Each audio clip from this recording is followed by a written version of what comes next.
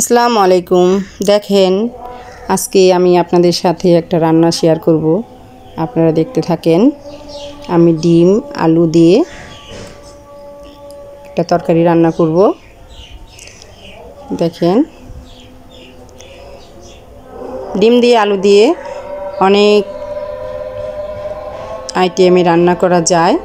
আমি এবার এই রান্নাটা অনেক ভালো লাগে আমার কাছে। আলু চাকচাক করে কেটে নিয়েছি, এখন ভেজে নিব, ডিমও ভেজে নিব হালকা, তারপরে আমি এটা রান্না করব। এভাবে রান্না করে খেতে আমার ভালো লাগে, একটা সেন্ট আসে। আপনারাও খাবেন।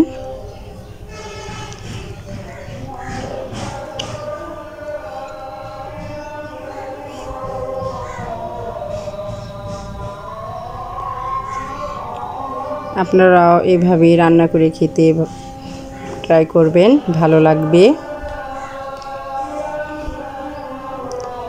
আমার সাথে থাকুন, আমার ভিডিওটি নিয়মিত দেখবেন, লাইক কমেন্ট শেয়ার করবেন, সাবস্ক্রাইব করবেন।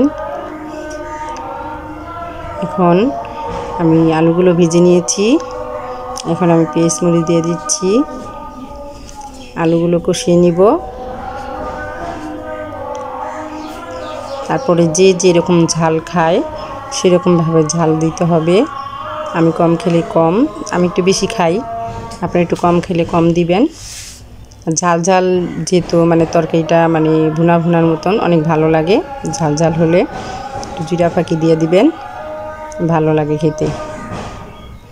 ডিমটা যেমন আজকে রান্না করলাম আমি আর আমার ছেলে বাসায়, তাই অল্প করে রান্না করলাম। ডিমটা মাঝখান দিয়ে কেটে নিব, কুসুমের ঘ্রাণ বের হবে। আলুগুলো অনেক খেতে সুস্বাদু লাগবে, খুবই সেন্ট লাগবে, ভালো লাগে খেতে। আপনারাও খাবেন এভাবে।